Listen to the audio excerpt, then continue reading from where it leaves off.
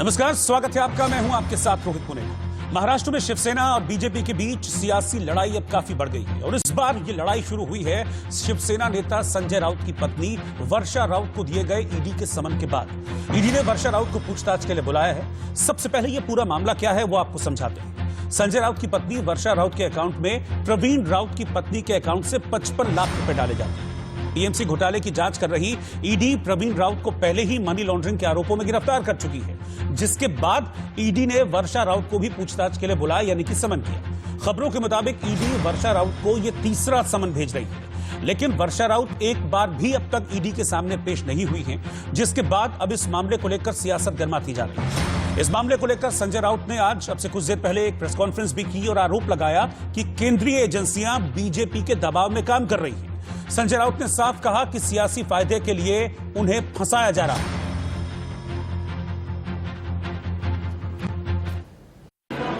Bharatiya Janata party में ऐसे बड़े बड़े सुरमा बैठे हैं, अगर मैं उनके परिवार तक पहुंचा तो आपको देश छोड़कर भागना पड़ेगा।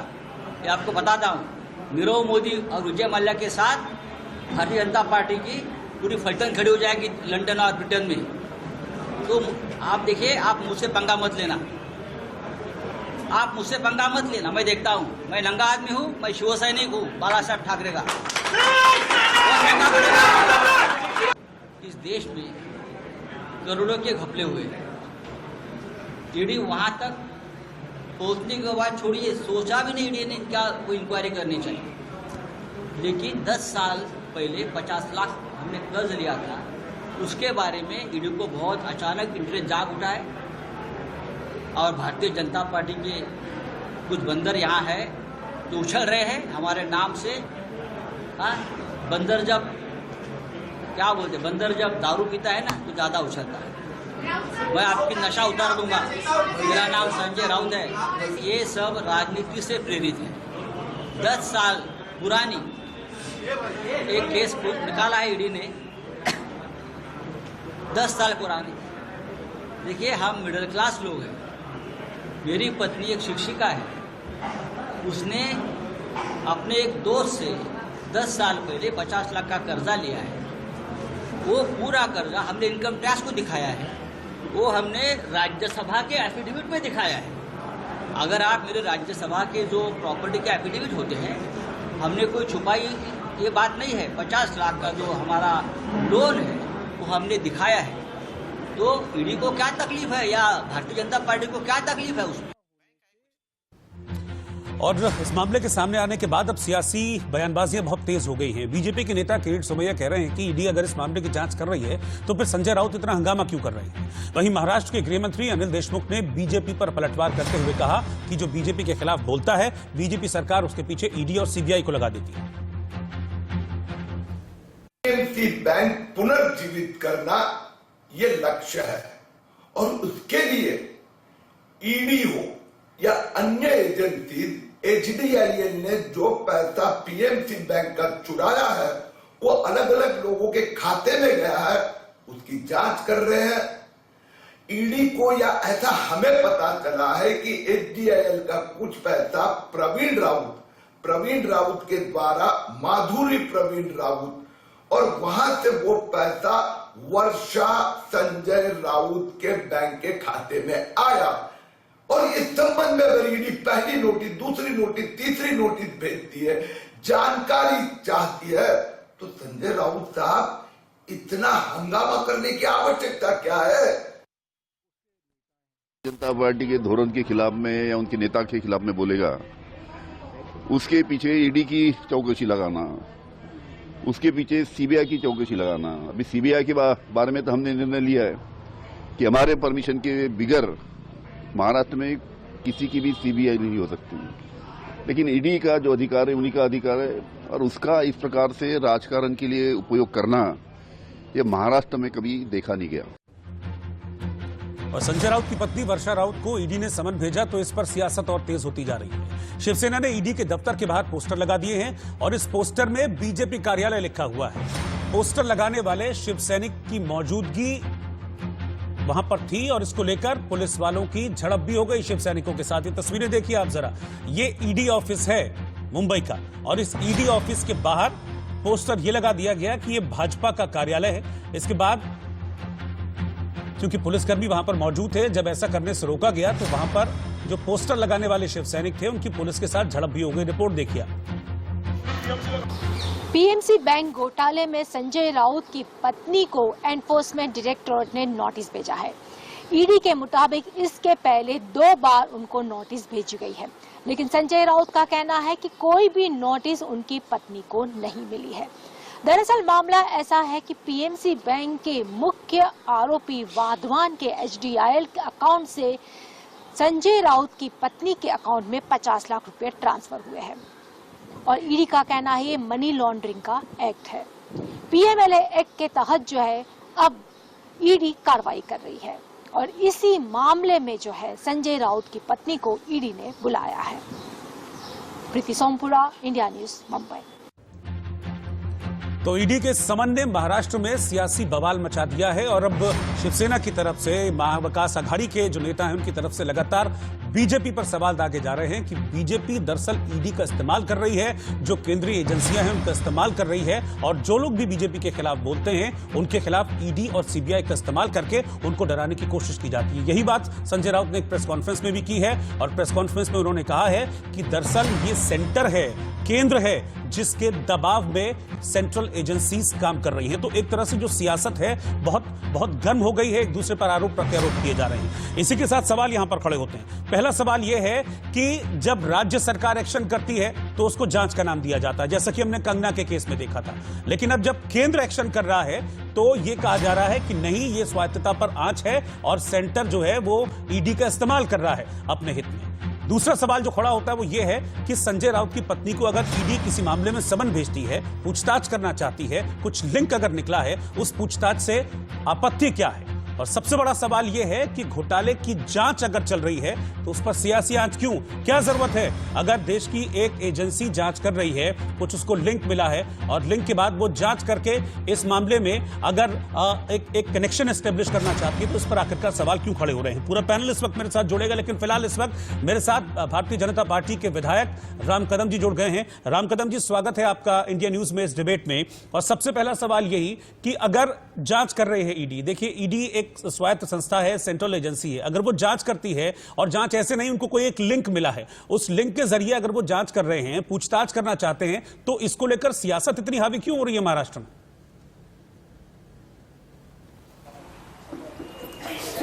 रोहित जी, आपने बहुत ही सटीक और मूल मुद्दा उठाया है कि आपने इसके पहले भी देखा होगा अतीत में कि महाराष्ट्र की सरकार किस प्रकार से पुलिस का गलत इस्तेमाल करके या अधिकारियों का गलत प्रयोग करते हुए दिन दहाड़े लोगों के मकान तोड़ना, लोगों को जबरन जेलों में कैद कर देना, पत्रकारों की आवाज दबाना, ये सारी चीजें गत 12 महीनों के अंतराल में देश देख रहा है, महाराष्ट्र की सरकार कर रही है। ये सारी बातें जब महाराष्ट्र की सरकार करती है तो वे सारी बातें प्रामाणिक और पारदर्शिता के साथ हो रही है, ऐसा उनका कहना है। पर जब केंद्र की जांच एजेंसी कानून के तहत केवल मात्र नोटिस देकर के बुलाती है कि ये सारी बातें हैं, इस बातों का आप विश्लेषण दे, तो महाराष्ट्र की सरकार कहती है ये बदले की भावना है। दोनों तरफ से ढोल पीटा नहीं जा सकता, ये शिवसेना का नेता और महाराष्ट्र के तीनों दल समझे। ये दोहरा मापदंड है, ये इनका देखने का कौन सा चश्मा है?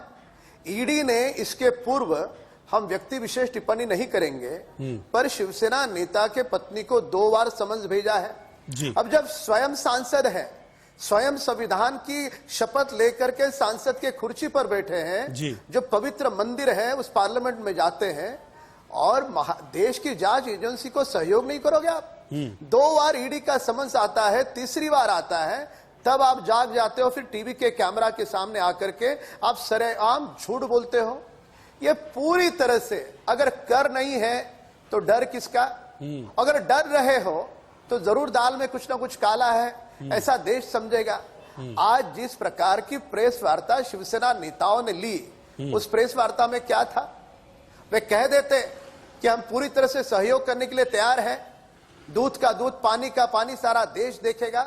पर कहीं ना कहीं जब 10 लाख लोगों के पीएमसी बैंक में पैसे फंसे हैं, वे सारे गरीब लोग हैं, जीवन भर की पूंजी उन्होंने बैंक में भर दी और बैंक पूरी लुट गई है, और उस बैंक से पैसा यदि सांसद जी के घर आता है तो क्या ईडी हाथ पर हाथ थाने बैठे रहे या उसकी जांच करे? अब या तो सारे राजनेता मिलकर के तय करें कि कोई भी राजनेता गलत काम करे तो एक नया संविधान पारित करने का शिवसेना का प्रयास दिखता है कि बाबा उस राजनेता पर कोई कार्रवाई नहीं होगी। ऐसे कैसे होगा? ये ठीक है राम कदम जी आपने जो आपत्तियां उठाई है, और आपने जो सवाल उठाए हैं, इन सवालों का जवाब मैं ले लेता हूं। मेरे साथ किशोर तिवारी जी भी जुड़ गए हैं, शिवसेना के नेता हैं, और संजीव कौशिक भी इस वक्त हैं, राजनीतिक विश्लेषक, वो भी इस वक्त मेरे साथ जुड़ गए हैं। किशोर तिवारी जी, बहुत वाजिब सवाल है कि अगर ईडी एक मामले की जांच कर रही है और उस जांच में एक पूछताछ अगर वो वर्षा राउत जी से करना चाहती हैं तो फिर दिक्कत क्या है? ये 6,500 करोड़ का घोटाला है, इसमें जनता का पैसा फंसा हुआ है। हम देख रहे हैं कितने वक्त से जो जिन लोगों का पैसा फंसा हुआ है वो किस हालत में है, कितने परेशान हैं। अगर उस केस में एक लिंक मिलता है ईडी को और वो पूछताछ के लिए बुलाना चाहते हैं तो इसमें आपत्ति क्या है? इस पर सियासी आरोप क्यों लगाना कि ईडी की केंद्रीय एजेंसी सेंटर के दबाव में काम कर रही है? वो कोई गिरफ्तार थोड़ी ना कर रहे हैं, कुछ थोड़ी ना कर रहे हैं, सिर्फ पूछताछ कर रहे हैं। ये एक नॉर्मल रूटीन होता है किसी भी केस की जांच में। इस नॉर्मल रूटीन से इतना घबराना, इतना डर क्यों? देखिए, ये मामला जिसके लिए नोटिस दी गई है वो है 10 साल पहले जब पीएमसी बैंक कमजोर नहीं थी तब, और एक मध्यम वर्गीय गृहिणी ने अपने रिश्तेदार के से उन्होंने 50-55 लाख का कोई कर्जा लिया घर लेने के लिए, जिसका संजय राउत जी ने अपने दोनों भी प्रतिज्ञा पत्रों में, क्योंकि वो मेंबर ऑफ पार्लियामेंट रहते हुए, मेंशन भी किया है। अब 6,500 करोड़ रुपया जब ये लूटा गया पीएमसी बैंक, तो यही जो क्रीच तोमैया मुंह छुपाते घूम रहे थे, क्योंकि एचडीआईएल जो कंपनी है ना, वो कंपनी ने सबसे ज्यादा पैसा बीजेपी वालों को दिया है।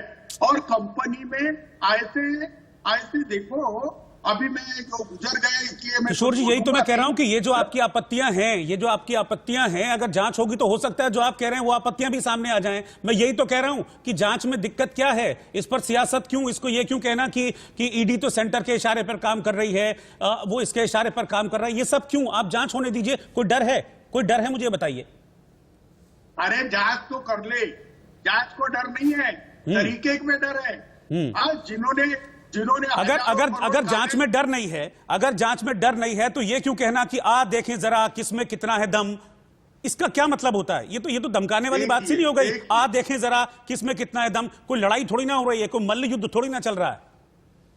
देखिए, मेरी बात समझिए कि आज उन्होंने क्लियर कर दिया है संजय राउत जी ने कि 130 लोगों की यादी उनके पास है, जो लोगों ने कोऑपरेटिव बैंक लूट ली, वो यहाँ आके चरित्र की बात करेंगे, कैसा चलेगा? अभी मैं आपको बता रहा हूँ कि ईडी को अगर 6,500 करोड़ की इनको चिंता थी तो इनके पास तो शाश्वत लोग अरेस्ट हो गए। ये क्या नोटिस दे रहे हैं? ये नोटिस नहीं दी है, सम्मान दे के डराना चाहते हैं। ऐसे डरने वाले हम नहीं है। इनको मैं बता देना चाहता हूँ, ईडी ले आओ, सीबीआई ले आओ, लेकिन आपको हमने जैसा महाराष्ट्र में उगाड़ दिया। पता नहीं मुझे किशोर जी, मुझे पता नहीं ऐसा क्यों लग रहा है कि आप बार बार घूम फिर के उसी पर आ जा रहे हैं कि नहीं, ये जानबूझ के किया जा रहा है, ये सेंट्रल एजेंसी है तो सेंटर के दबाव में काम कर रही है। मैं वो बात ही नहीं कर रहा। मैं कह रहा हूं कि अगर सच है तो फिर डर की बात क्या? कहते हैं ना कि सांच को आंच क्या? अगर ऐसा है तो फिर डर क्या? 2 समन पहले हो चुके हैं, 2 समन में पहले वर्षा जी नहीं गई, अब तीसरा समन ईडी ने भेजा है। अरे ये संबंध है ना, संजय राउत को भी देना था ना। ये क्या कर रहे कि कोई ऐसी कार्रवाई तो की नहीं, कोई ऐसी कार्रवाई तो नहीं की गई कि एक दिन पहले समन भेजा और अगले दिन किसी का घर तोड़ दिया। ऐसी कार्रवाई तो नहीं हुई है। 3 समन भेजे गए हैं। नहीं, जो महाराष्ट्र का अपमान करेगा उससे ऐसी कार्रवाई होगी। हम क्या कश्मीर व्याप्त लेकिन किसी को जांच के लिए हमारी देश की एजेंसी बुलाएगी तो हम नहीं जाएंगे, फिर हम सियासत करेंगे। ठीक है संजीव कौशिक, यही हो रहा है इसमें, और क्या हो रहा है? ये आप भी डिफेंड करेंगे इसको?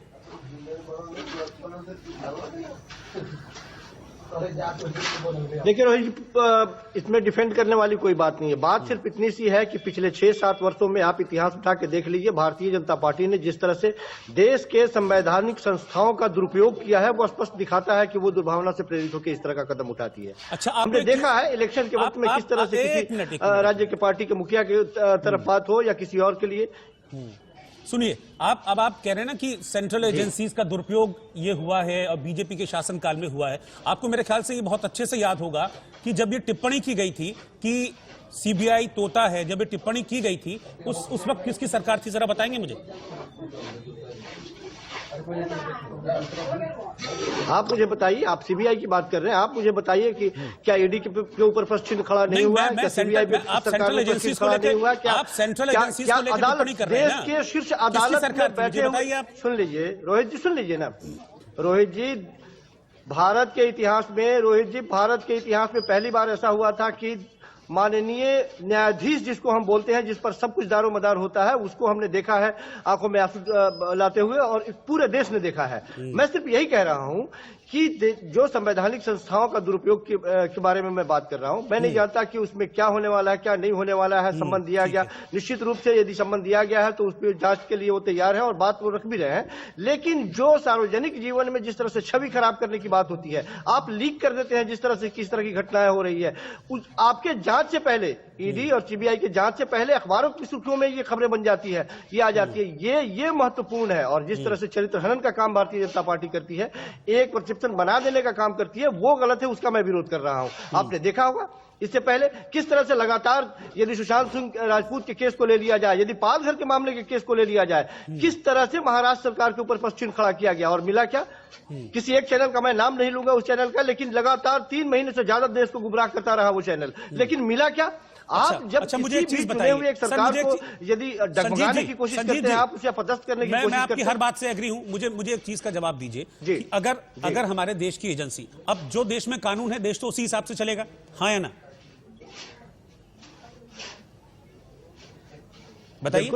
बिल्कुल। तो अगर हमारे देश की एजेंसी इस मामले की जो जांच कर रही बिल्कुल चलेगा साहब, मना नहीं किया जा रहा है। मैं वही तो कह रहा हूं, लेकिन सवाल ये है कि सियासत का मौका कौन दे रहा है? देखिए, आप मुझे ये बताइए, सियासत का मौका कौन दे रहा होता है? सियासत का मौका कौन दे रहा है? रोहित जी, सवाल तब खड़े होते हैं कि बंद कमरे में, रोहित जी सवाल तब खड़े होते हैं जब बंद कमरे में ईडी की बात होती है, सीबीआई पूछताछ करती है और उसके बाहर ब्रीफिंग से पहले ये अखबारों की सुर्खियां बन जाती है। जानबूझकर किसी के सम्मान के साथ खिलवाड़ करने की कोशिश की जाती है। ऐसा हुआ है, होना चाहिए। अच्छा ठीक है, आपका ये कहना है कि ईडी ने पहले बीजेपी को बताया, आपका ये कहना है कि ईडी ने पहले बीजेपी को बताया, आप ये कह रहे हैं कि ईडी ने पहले राम कदम को बताया, आप ये कह रहे हैं कि ईडी ने पहले किरीट सोमैया को बताया। ठीक है, मैं इसको जवाब दे लेता हूं, राम कदम जी यहीं पर यही जवाब दे देंगे। 6 सालों में राम कदम जी यहीं पर 6 सालों में आप बताइए भारतीय जनता पार्टी। राम कदम जी बताइए, कैसे पता लग गया सारी दुनिया से पहले राम कदम को कि भाई ये हो रहा है और समन होने वाला है? ये तो ये कह रहे हैं। आप इनकी क्वेरी शांत कर दीजिए, मैं चुप हूं थोड़ी देर।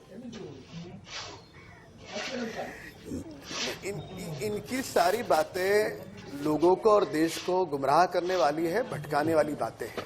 ये चारित्र हनन की बात कर रहे हैं, इनको एकलौते शिवसेना के नेता दिख रहे हैं। कमाल की बात। पर इनकी आंखों को काश वो 10 लाख लोग दिखते जिनके पैसे पीएमसी में फंसे हैं। इनकी आंखों को 6,500 को पिछले 6 वर्षों में आप बताइए भारतीय जनता पार्टी के किसी शीर्ष स्तर के नेता को ईडी ने सम्मान दिया हो, सीबीआई दरवाजे पे जाकर दस्तक दी हो? आप मुझे बताइए ना। 5 से 6 वर्षों में कोई नजीर हो तो देश के सामने पेश कीजिए। लगातार आप परेशान करने का प्रयास करते हैं और लगातार देख नहीं रही है क्या? संजीव जी आप बोल रहे थे मैं पूरी तरह से संजीव जी आप बोल रहे थे, अब राम कदम जी को बोल रहे थे, मैं मौन था। बोलिए राम कदम जी, बोलिए, कोई डिस्टर्ब नहीं करेगा। अब मेरे बिंदुओं को, मेरे मुद्दों को आपको काटना है तो विचार के आधार पर, तथ्यों के आधार पर आप बात में काट सकते हैं। मैं केवल मात्र इतना पूछता हूं कि आपको एक शिवसेना का नेता दिखता है, वो 10 लाख लोग क्यों नहीं दिखते जिनके पैसे डूबे हुए हैं? वो 6,500 करोड़ क्यों नहीं दिखते जो गरीबों के पैसे, मेहनत के पैसे हैं, अपने पसीने के पैसे, वो नहीं दिखते? जांच एजेंसी केवल मात्र पूछताछ के लिए बुलाती है। आप इस तरह से हंगामा करते हो कि जैसे मान करके चलो पूरा आसमान टूट पड़ा। ये आपका कौन सा भय है? एक तरफ आप कहते हो कि हमने कुछ नहीं किया, अगर कुछ नहीं किया तो डर क्यों रहे हो? आपका डर, आपका भय दिखाता है कि पानी कहीं ना कहीं जम रहा है, दाल में कहीं ना कहीं काला है। यदि आपके मन में, जहन में, दिल में प्रामाणिकता है, पारदर्शिता है, तो आपको जांच एजेंसियों को सहयोग करना होगा। इसको सियासत का दामा किसने फैलाया? आपके नेताओं ने फैलाया। क्या कारण है? क्या जांच एजेंसी बिल्कुल काम नहीं करे अपना? लोगों के पैसे वहां डूब गए, छोड़ दे उससे। क्या करे? क्या चाहते हो आप?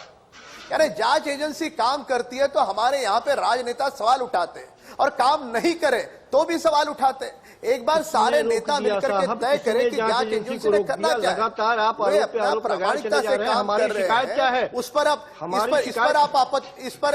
पर आप आपत्ति जता रहे हो।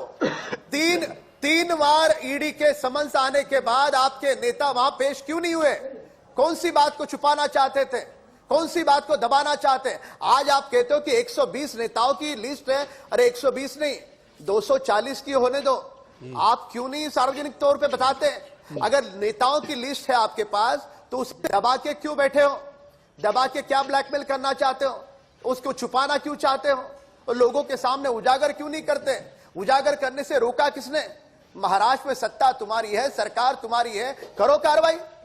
पर कुछ नहीं, केवल और केवल मीडिया के कैमरे देख करके एक खबर है और सुर्खियों में बने रहने के लिए इस प्रकार की बयानबाजी, ये शिवसेना नेताओं की आदत बन चुकी है। कमाल की बात कर रहे हैं, खबर आप बना रहे हैं, सुर्खियां आप पैदा कर रहे हैं, और आप 10 लाख गरीब लोगों की बात साहब आप हमें ये बताइए ना। जी मैं इस पर किशोर तिवारी जी से जवाब 120 लोगों के नाम है तो बताइए ना आप। बिल्कुल किशोर जी, जो बात प्रेस कॉन्फ्रेंस में कही आज, जो बात आज संजय राउत ने प्रेस कॉन्फ्रेंस में कही है, जो बात आज संजय राउत ने प्रेस कॉन्फ्रेंस में कही है, आपकी सरकार है, कीजिए इस मामले में जांच, क्यों नहीं करते हैं? वो प्रेस कॉन्फ्रेंस करके ये कहना कि मुझसे पंगा मत लेना, मेरा नाम संजय राउत है, मेरे पास इतने लोगों की कुंडली है, सबको देश छोड़कर भागना पड़ेगा। अरे भाई कुंडली है तो आप खोल दीजिए।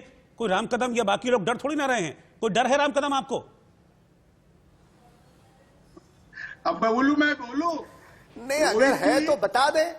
हम तो खुले तौर पे शिवसेना के नेताओं को हम आह्वान करते हैं। अरे भाई, दूध का दूध, पानी का पानी हो जाएगा। हिम्मत है तो बताइए नाम आप। बोलिए किशोर तिवारी जी, बताइए। सरकार गिराने वाले थे। किशोर तिवारी जी बताइए। संजय राउत कह रहे हैं ना 121 लोगों के नाम है मेरे पास, 121 लोगों के नाम है मेरे पास, मैं ईडी को दे दूंगा। आप बताइए। अरे रोहित जी, सबर रखिए, सबर। ये सब इनकी बोलती बंद होने वाली है। यहाँ जिनके पास 5 करोड़ नहीं थे वो लोग 1900 करोड़ के एफिडेविट दाखिल करके बैठे हैं। अरे ये कांच के घरों में रहने वाले लोग हैं। संजय जी जो बात कर रहे थे उनको प्रताड़ित कर रहे शिवसेना का नेता बोल के। अरे बीजेपी का ट्रैक रिकॉर्ड है, ईडी और सीबीआई का मिसयूज करते हैं।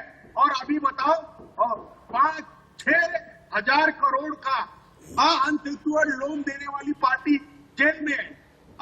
और ये 50 लाख का 10 साल पहले लिए वाले कर्जे के लिए एक प्रवक्ता की, शिवसेना के प्रवक्ता जो बीजेपी से ज्यादा टकरा रहे हैं, उसकी पत्नी को समन देते हैं। अरे तुमको नोटिस दो, अरेस्ट करो, और तुम्हारे में दम है वो करो।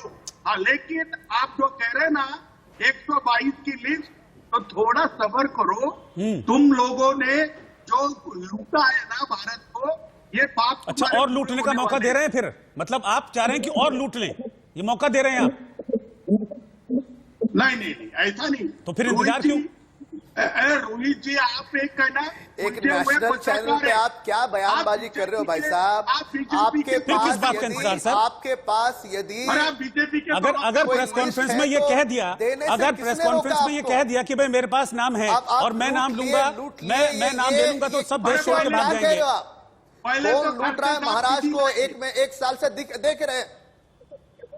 अरे भाई, अभी कोरोना काल के अंदर भी आपने राजनीति की, आपको मचल गए हैं। सत्ता क्या चले गई, आपकी शक्ति निकल गई। ठीक है। अरे लोग तड़प करके घर पे मरे हैं, तड़प करके। शर्म करें आप थोड़ी तो शर्म करें। कोरोना काल में जैसे 3 गुने मल्टीप्लिकेशन करके आपने टेंडर दिए हैं, ये महाराष्ट्र और देश भूल नहीं सकता। अरे बेशरम लोग चरम की आपके बात न मुख्यमंत्री करें। कोरोना काल में बड़ा अरे पैकेज देने वाले थे, कहाँ है वो पैकेज? आपने कोरोना काल में ना कहाँ है वो पैकेज? नहीं कहाँ गया? ना कोरोना काल में बड़ा पैकेज देने की आपने बात कही थी, कहाँ गया पैकेज? आपने देश में एक घिनौनी राजनीति का जन्म किया है, आपने दोस्त खोया है, आप लोग हमारे से ही गए, लेकिन आप क्या बात करते हो? अच्छा, एक ठीक है, मेरे साथ इस वक्त वरिष्ठ पत्रकार मुकेश कुमार जी भी जुड़ गए, मैं उनके पास जा रहा हूं। मुकेश कुमार जी, इस पर क्या इतनी सियासत होनी चाहिए? ईडी ने एक समन भेजा है, ये तीसरा समन है ईडी के मुताबिक कि 2 समन ऑलरेडी वो भेज चुके हैं, तीसरा समन उन्होंने फिर से भेजा है, वो जांच कर रहे हैं इस मामले की। उस जांच में उनको एक लिंक मिलता है कि 50-55 लाख रुपए ट्रांसफर किए जाते हैं संजय राउत जी की पत्नी के खाते में। अब ईडी उनसे यह पूछना चाहती है कि ये कैसे आए, तो इसमें आपत्ति है? इसमें किसी तरह की सियासत होनी चाहिए या इस पर ईडी अगर जांच कर रही है तो जांच में सहयोग करना चाहिए? देखिए, सियासत तो बहुत पहले से शुरू हो चुकी है और सियासत बहुत साफ है। ये सियासत दिल्ली से चल रही है, केंद्र सरकार की चल रही है। लगातार एजेंसियां खास लोगों को ही टारगेट क्यों कर रही है? खास लोग ही उनके निशाने पर क्यों हैं? क्यों ऐसा है कि जो पार्टियां, जो नेता बीजेपी के खिलाफ हैं, उन्हीं के घरों पर, उन्हीं के दफ्तरों पर रेड मारी जा रही है, उन्हीं के रिश्तेदारों को टारगेट बनाया जा रहा है। इन 6 सालों में आपने सुना है कितने बीजेपी के नेताओं के यहाँ ईडी गई है, इनकम टैक्स गया है, सीबीआई गई है? क्या वो बिल्कुल पाक साफ है, दूध से धुले हुए हैं? नहीं है। हम पिछले 1 साल से देख रहे हैं कि महाराष्ट्र सरकार को टारगेट कर रही है। महाराष्ट्र सरकार में काम करने वाले मुख्यमंत्री के बेटे आदित्य ठाकरे को टारगेट किया गया, संजय राउत को, एकनाथ खड़से जो अभी तक बीजेपी में थे, जैसे ही वो शिवसेना में गए उनके खिलाफ कार्रवाई शुरू हो गई। तो एक बदनीयत दिख रही है।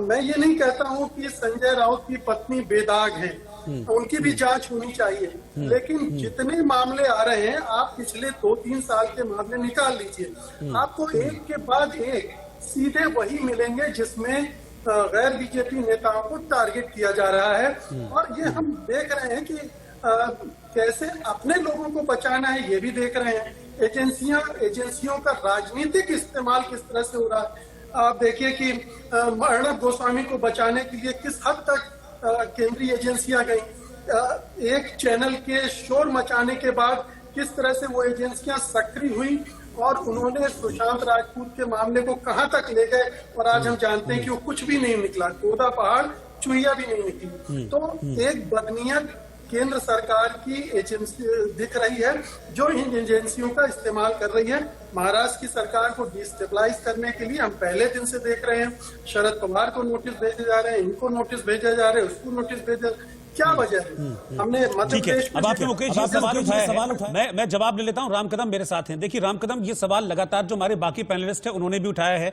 और हमारे साथ वरिष्ठ पत्रकार मुकेश जी भी हैं, उन्होंने भी ये सवाल उठाया है। और मुझे लगता है ये सवाल जो सामने आया है, इसके पीछे एक रीजन ये भी है कि सेंट्रल एजेंसीज जिन भी केसेस की जांच करती हैं, जिनको शुरुआत में आरोपी बनाया जाता है, और उनका कन्विक्शन रेट जो होता है, इसमें बहुत मेजर डिफरेंस होता है। इसीलिए बार बार सेंटर पर सवाल उठते हैं। इसका जवाब दीजिए।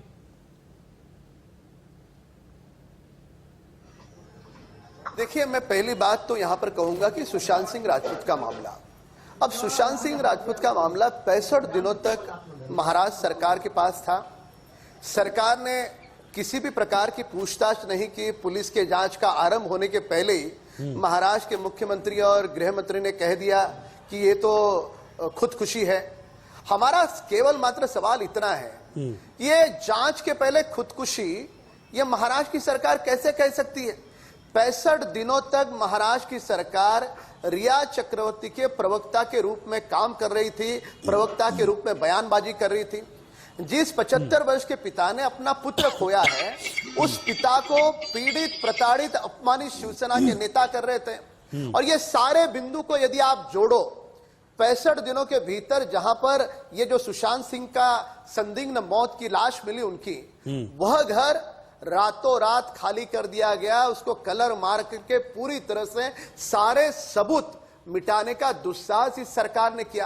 अब 65 दिनों के बाद जब केंद्र की एजेंसी आती है, उसके पहले, उसके पूर्व यदि तुम सबूत सारे मिटा देते हो, तो उसकी भी अपनी एक लिमिटेशन है। इस बात को समझने का, ये यहां पर जो वक्तव्य दे रहे पत्रकार जी, वे समझने का प्रयास करें। दूसरा बिंदु आपको बता दूं, पालघर वाले केस में भी इन्होंने ऐसा ही किया। पालघर वाले केस में साधु संत कोई दल के नहीं होते, वे तो पूरी तरह से त्याग और संन्यास जीवन जीते, समर्पित जीवन जीते। देश भर के साधुओं की मांग है कि सीबीआई को मामला सौंपे। महाराष्ट्र सरकार को कौन सा अहंकार है? मुझे एक बात बताइए, पालघर मामले में 2 जगह पे एफआईआर दर्ज है, एक है दीव दमन में और दूसरा है वो ठीक है, वो आप बात कर रहे हैं, वो ठीक है कि जाए सेंट्रल एजेंसीज को, वो एक अलग पॉइंट है, वो एक अलग पॉइंट है राम कदम जी। लेकिन मेरा सवाल ये है कि जांच एजेंसीज जो सेंट्रल एजेंसीज है उनको लेकर सवाल इसलिए उठते हैं क्योंकि कन्विक्शन रेट बहुत कम है। इस पर मैं चर्चा करूंगा आगे। इस वक्त 30 दिसंबर को होगी सरकार और किसानों के बीच बातचीत। 30 दिसंबर को दोपहर 2 बजे बात होगी।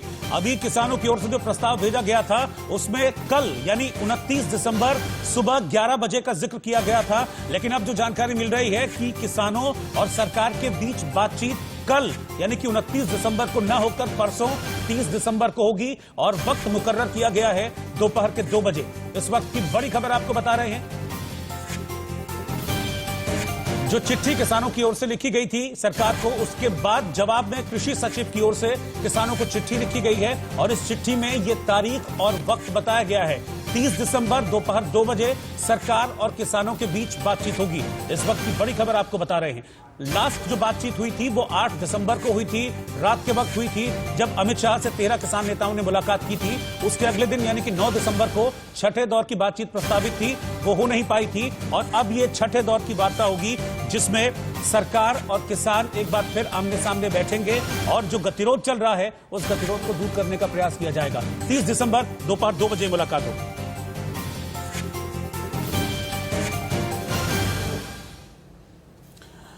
वापस अपनी डिबेट पर लौटते हैं। हम चर्चा कर रहे थे महाराष्ट्र में सियासत हो रही है और सियासत किस बात पर हो रही है। संजय राउत की पत्नी को एक नोटिस भेजा गया है, एक समन भेजा गया है जिसमें उनको पूछताछ के लिए बुलाया गया है। उसको लेकर लगातार सवाल उठाए जा रहे हैं और सवाल ये कहा जा रहा है कि सेंट्रल एजेंसी जो हैं यानी कि केंद्रीय जांच एजेंसी जो हैं उनका गलत उपयोग किया जा रहा है अपने फायदे के लिए। बीजेपी केंद्र सरकार उनका उपयोग कर रही है। मेरे साथ राम कदम जी हैं और मेरे साथ संजीव कौशिक जी हैं। राम कदम जी, मैं आप ही के पास आ रहा हूं क्योंकि आप इसे बातचीत करते हुए मुझे हेडलाइंस पर जाना पड़ा था। लगातार सवाल उठते रहे हैं, ये पहला मौका नहीं है, बार बार सवाल उठते रहे हैं सेंट्रल एजेंसीज को लेकर कि केंद्र सरकार अपने फायदे के लिए उनको यूज करती है और इस बार भी यही आरोप लग रहा है कि सेंटर का अपना फायदा है। संजय राउत तो बल्कि जब आज प्रेस कॉन्फ्रेंस उन्होंने की, उन्होंने ये भी कहा कि 22 एमएलए का मुझे नाम बताया गया था कि इन 22 एमएलए को आप अस्थिर करो, इनको तोड़ो, मुझे फायदा पहुंचाने की। ये सारी बातें आज संजय राउत प्रेस कॉन्फ्रेंस में कर रहे थे।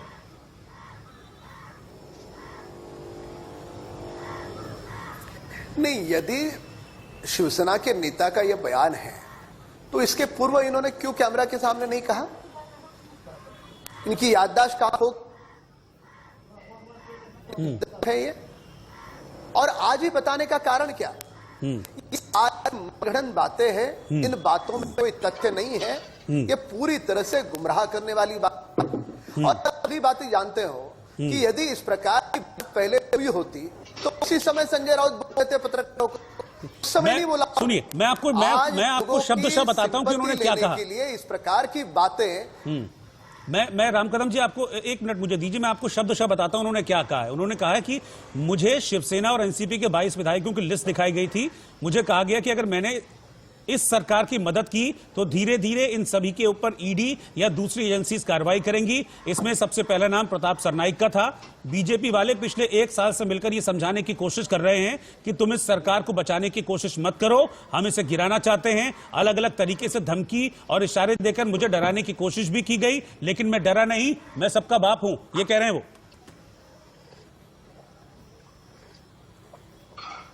पर 1 साल के बाद क्यों कह रहे हैं? इसके पूर्व क्यों नहीं कहा? यदि इस बात में कुछ सच्चाई है, सत्य है, तो इसके पहले बोल देते। अगर पहले नहीं बोले तो किससे डर रहे थे? और फिर आज क्यों बोला? ये पूरी की पूरी एक पिक्चर की स्टोरी होती है, उस तरह से ये मनगढ़ंत कहानी है। इस कहानी में कोई तथ्य नहीं है। तथ्य ये है कि यदि केंद्र की जांच एजेंसी पूछताछ करना चाहती है तो वे स्वयं सांसद हैं, उन्होंने उसको सहयोग करना आवश्यक है। पर सहयोग करने की जगह पे ये उल्टे क्वेश्चंस उन्हें पूछ रहे, उल्टे सवाल उन्हें पूछ रहे, तो इससे स्पष्ट होता है कहीं ना कहीं दाल में काला है। ठीक है, संजीव कौशिक, जब राज्य करे तो जांच, है ना, जब राज्य करे तो जांच, जब केंद्र करे तो आंच, ऐसा क्यों? तब लोकतंत्र की दुहाई दी जाती है।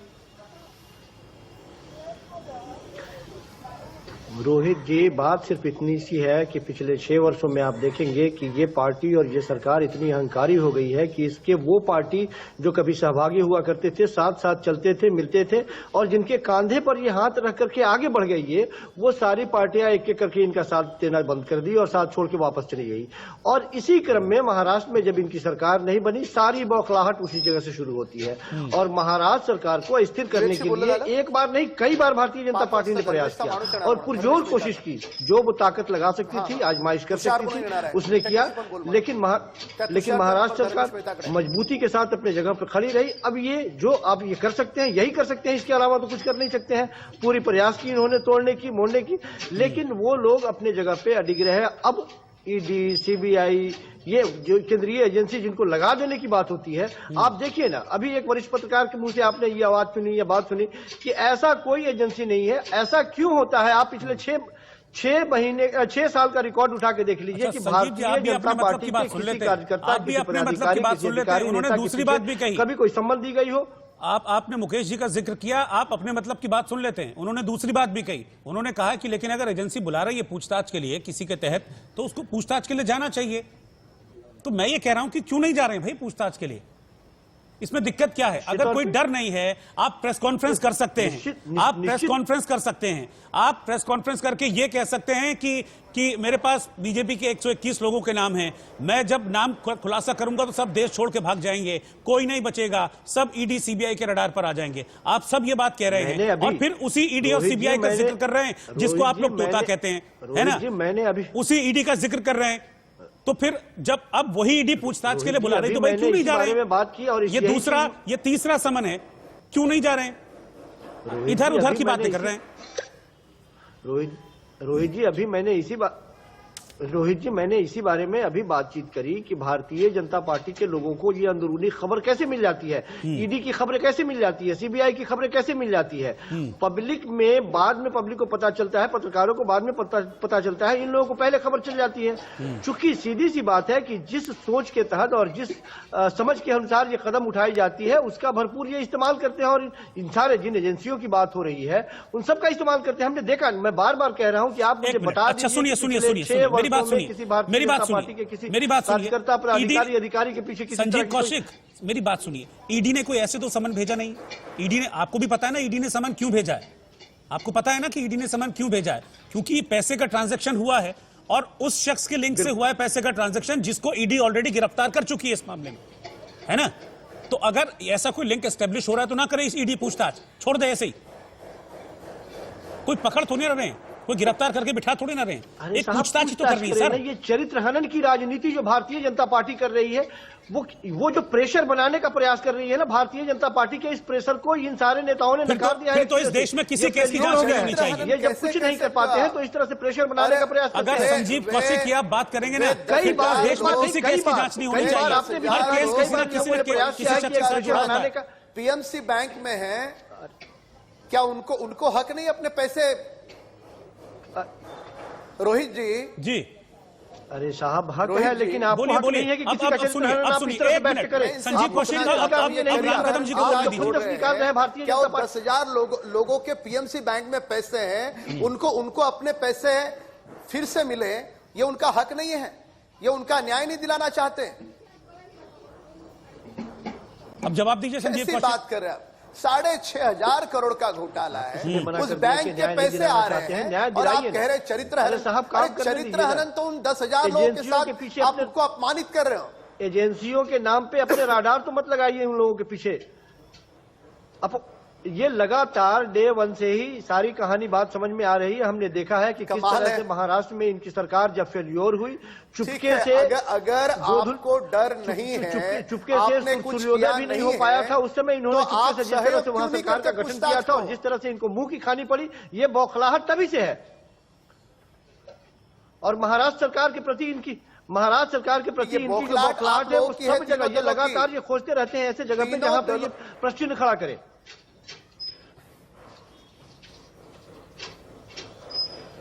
देखिए रोहित तब तक बहुत अच्छे थे जब तक इनके साथ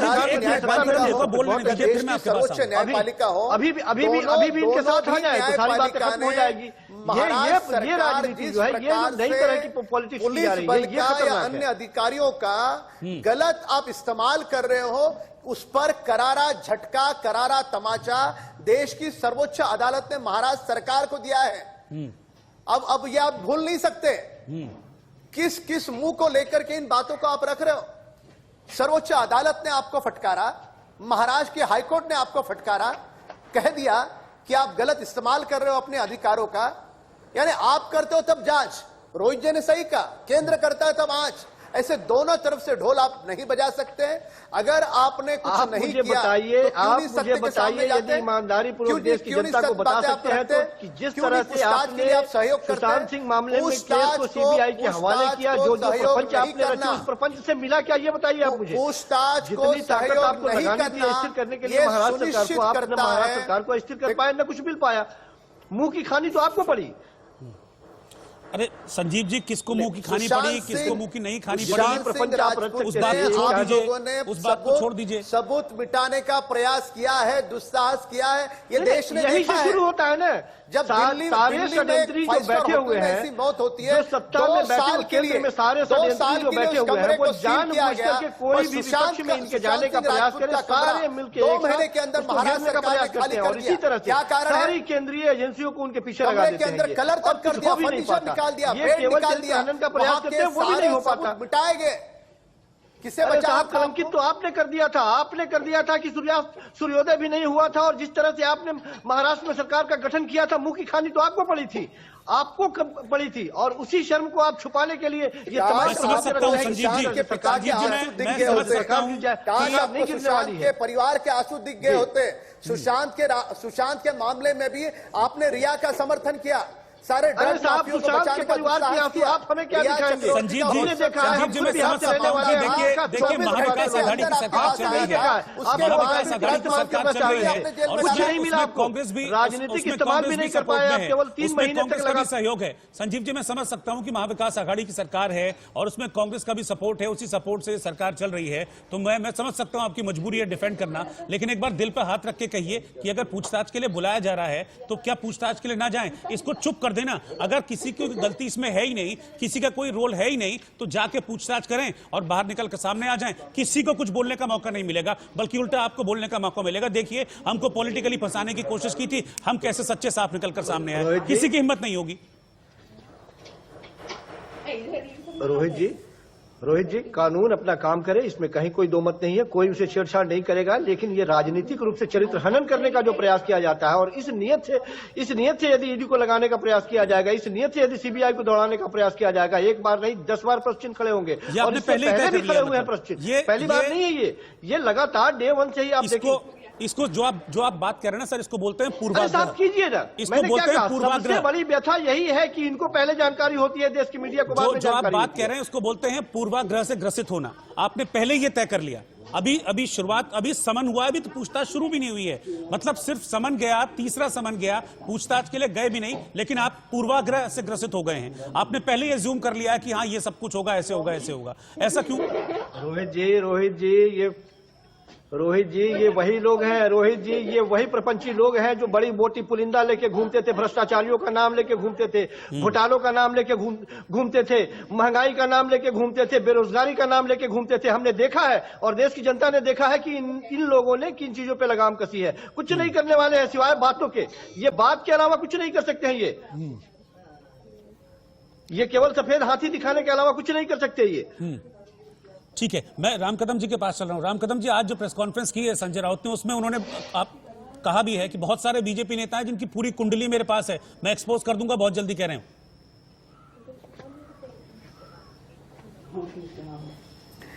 नहीं, ये देखिए, जो स्वयं डरे हुए हैं वो दूसरे को डराने का दुस्साहस न करे। अगर कुंडली है तो दिखाए लोगों को, जाकर के ईडी के पास कंप्लेंट करे, सीबीआई के पास कंप्लेंट करे, या तो हाईकोर्ट के दरवाजे खटखटाए। आपको रोका किसने? और कुंडली है तो इतने दिन आपने उसे रखी क्यों? लोगों के सामने सार्वजनिक क्यों नहीं करी? यदि आप सांसद हो तो सांसद का दायित्व है कि देश और दुनिया में जो भी गलत हो रहा है उसको लोगों के सामने रखना, न्याय दिलाना, तो आपने तो अपने दायित्व का निर्वहन नहीं किया। अगर किसी ने गलत किया है तो उसे छुपाना भी अपराध है। मैं तो महाराज सरकार से प्रार्थना करूंगा, आपकी सरकार है, अगर आप में दम है, आप में हिम्मत है, आप में प्रामाणिकता है, तो संजय राउत की महाराष्ट्र की पुलिस इंक्वायरी करे और उनके पास कौन से नाम है वह नाम ले, उन पर कार्रवाई करे। हम खुली चेतावनी देते हैं, पर केवल और केवल टीवी कैमरा के सामने दूसरे को डराने का दुस्साहस करना, ये तो देश स्वीकार नहीं करेगा इन बातों को। मूल बात यह है जी, यदि इनमें प्रामाणिकता है तो ये जाए, सहयोग करे। इन्होंने कुछ नहीं किया तो डरने की बात नहीं है, और डर रहे हैं तो कुछ किया है, ये साबित होगा। और जिस प्रकार की 3 समन्स आने के बाद भी ये नहीं जा रहे हैं, तो यह सुनिश्चित करता है और यह उनका एक्शन दर्शाता है कि इनके मन में डर कुछ ना कुछ किया है, उस कारण है। ठीक है, संजीव कौशिक, जाना चाहिए कि नहीं जाना चाहिए अगर समन किया है? निश्चित रूप से मैंने कहा कि निश्चित रूप से देश की जो वैधानिक संस्थाएं हैं उसे काम कर देना चाहिए और वो काम करे। लेकिन चूंकि रिकॉर्ड निकाल के जब आप देखते हैं तो आपको लगता है कि भारतीय जनता पार्टी इन सारे एजेंसियों का दुरुपयोग किया है, सारे एजेंसियों का लगातार दुरुपयोग किया है इन्होंने, और ये स्पष्ट रूप से दिखाई देता है। इससे बाज आना चाहिए। इससे ये समझते हैं, ये कह रहे हैं कि प्रेस कॉन्फ्रेंस से डराने का काम किया। प्रेस कॉन्फ्रेंस में अरे साहब आपने ईडी का सम्मन भेज दिया, वो नहीं डरे और आप प्रेस कॉन्फ्रेंस से डर जाएंगे। आप कमाल की बात कर रहे हैं आप। ये कोई मायने नहीं रखता है। ये चरित्र हनन का खेल बंद करना चाहिए भारतीय जनता पार्टी को। लोगों ने निश्चित तौर पे इतना स्नेह दिया है, प्यार दिया है, सम्मान दिया है। केंद्र में बहुत मजबूत सरकार है। कम से कम एक स्टेट के गवर्नमेंट नहीं बना पाने की वजह से इतनी खुन्नस नहीं पानी चाहिए। आप कह रहे हैं बीजेपी चरित्र हनन कर रही है, और उसी प्रेस कॉन्फ्रेंस में जब संजय राउत कहते हैं कि मेरे पास 121 नेताओं के नाम है, मैं सबका कच्चा चिट्ठा खोल दूंगा, तो फिर उसके बाद छुपा के क्यों रख रहे हैं? वो क्या है फिर? अपने पास अगर है तो छुपा के, फिर अगर ऐसा है उनको पता है, सबूत है उनके पास, तो फिर इसका मतलब तो देश की एजेंसियों से धोखा कर रहे हैं। टाइमिंग ही सर, इसका मतलब वो देश की एजेंसियों से धोखा कर रहे हैं। अगर उनके पास इंफॉर्मेशन है, अगर किसी गलत काम की इंफॉर्मेशन है सबूतों के साथ, तो फिर उनको भी सामने रखना चाहिए। ये क्या है? ये देश से धोखा नहीं है फिर? नहीं, क्या इंफॉर्मेशन है उनके पास? नहीं, मैंने कहा कि राजनीति में टाइमिंग बहुत मायने रखता है। जिस तरह से ये टाइमिंग का इस्तेमाल कर रहे हैं, राजनीति में यदि जरूरत पड़ेगी उनके पास इंफॉर्मेशन होगा, निश्चित रूप से शेयर करेंगे। वो छुपाने के लिए टाइमिंग की बात नहीं होती, गलत चीजें छुपाई नहीं जाती।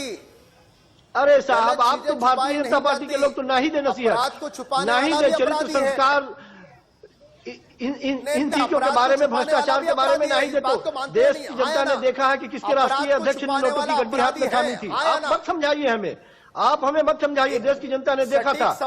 आज भी नाम याद है। आप नाम चाहते हैं तो वो नाम भी हम आपको सुना देंगे। आप मत समझाइए हमें। वाला अपराधी है या नहीं? अपराध को छुपाने वाला अपराधी है या नहीं? साहब देखिए है ना, अभी हाल फिलहाल में प्रदेश के अध्यक्ष को भी पकड़ा गया था और रंगे हाथों पकड़ा गया था। आप मत समझाइए ना। इसीलिए मैंने कहा कि बातों को दूसरी दिशा में मोड़ने का प्रयास न किया जाए। ठीक है, चलिए आप दोनों को बहुत बहुत शुक्रिया। कुल मिलाकर बात यह है कि सेंट्रल एजेंसी देखा है, लोगों ने जांच कर रही है। सेंट्रल एजेंसी पीएमसी घोटाले की जांच कर रही है। उस घोटाले में एक लिंक मिला है, पूछताछ के लिए बुलाया गया है। अब देखते हैं कि पूछताछ के लिए जाती हैं या नहीं जाती हैं वर्षा राउत। लेकिन इस बीच सियासत बहुत जोरों की हो रही है, बहुत गर्मा गई है सियासत, और पूरा का पूरा विपक्ष एकजुट है और आरोप ये लगाया जा रहा है कि ये सब कुछ एक सियासत के तहत हो रहा है। ये एक प्लान हो रहा है, ये बीजेपी प्लान कर रही है और सेंट्रल एजेंसीज को बीजेपी अपने फायदे के लिए इस्तेमाल कर रही है, ताकि महाराष्ट्र की सरकार को तोड़ा जा सके, महाराष्ट्र के नेताओं को दबाव में लिया जा सके। इस तरह की बातें आज संजय राउत ने अपनी इस प्रेस कॉन्फ्रेंस में कही। आप सभी का बहुत बहुत शुक्रिया।